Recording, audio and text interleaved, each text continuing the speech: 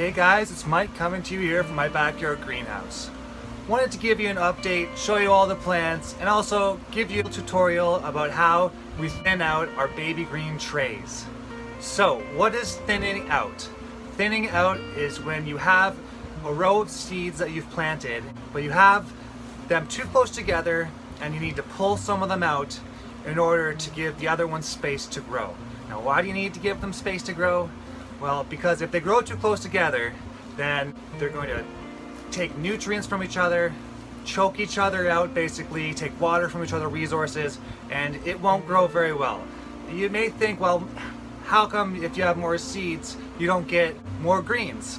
Doesn't work that way, I'm afraid. You have to give each plant enough space in order to give you the leaves that you want. So, let's take a look at the plants, and then we'll go to the thinning. Let's start off with the broccoli. We used this broccoli in our harvest that we posted a couple weeks ago. You can see the top has been cut off there, but the plant still looks really good. We got a little side shoot starting to grow there. Right, we got plenty of cauliflowers. That's that guy down there. There's another one through there. Have our greens up top. Make a beautiful salad one day. Look at how those are growing. This one's a kohlrabi, so it's pretty much, we use this in soup. It grows like a little radish leg or turnip-like ball at the end there. You can see it starting to form. It's another broccoli we cut the head off of. This one's new. This is our radishes. So these will grow pretty quickly. Radishes usually grow in about 30-40 days or so. Down there we have more brassicas. It looks like some cauliflower and broccoli and kohlrabis. There's another one. Our delightful bok choys and pak choys. Always good for a stir fry or a soup. This is our last remaining cabbage. We use all the other ones in soups and stir fries. Very delicious. It's starting to flower, so it's time to go. Gonna have to harvest that soon. Down there we have another of the brassicas. Up here, more greens, and these are green onions. That'll be nice. Another broccoli down there. Green onions. Brassicas. This is greens. Of course, you've probably seen me plant some of these in my videos. Gonna be some baby greens there. Some more lettuce. Those have to be transplanted soon. And here we have some lettuce that we're going to grow hydroponically. So this particular system I'll be showing you later is a NFT system, nutrient flow technique. So basically it's a bunch of PVC pipes. They run water from top to bottom, and we can grow all these plants vertically in just 4 foot by 2 foot area on our floor.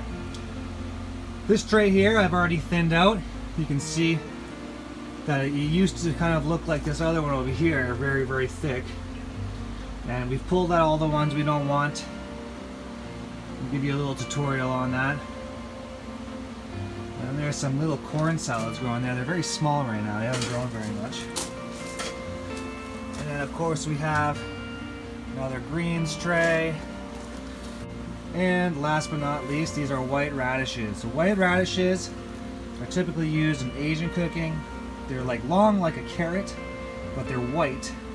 And you know, something we like to grow every once in a while. They're pretty delicious. So that's the tour.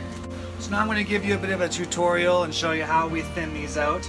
This is one of our baby leaves trays.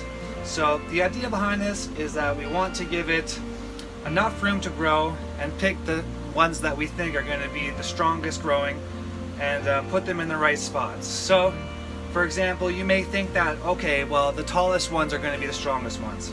Not necessarily the case. A lot of the time, you want to look for something that has a nice thick stem and that is lower growing, because this has spent more time developing roots and it hasn't spent as much time sending energy to shoot towards the sky. Usually that's a sign of weakness. So, you know, try to keep that in mind when you're picking through these. So pick out the ones you want, and you pull out the ones, and you literally just pull them out and throw them aside. You don't want them to be too close together, and don't be too shy either. If you get too attached, it's going to take you a very long time. So just go through them, pick out the ones that look the best.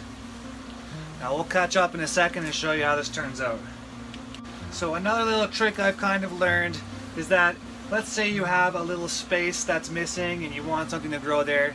You can actually make a little hole there with your finger and pull out one of the better looking discards that you're going to use, say like this one here, nice little root on it, and we can actually just plant that right there in that space that we wanted to fill.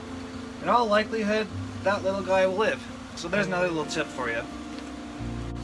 Alright, so we've picked through this tray, and you can see we have a little pile of casualties here.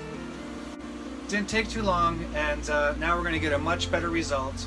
We've made everything so it's spaced out far enough. We've picked out some of the ones we don't want, some of the weaker growing ones, and we're going to get a much better result now in this tray than if we didn't do this.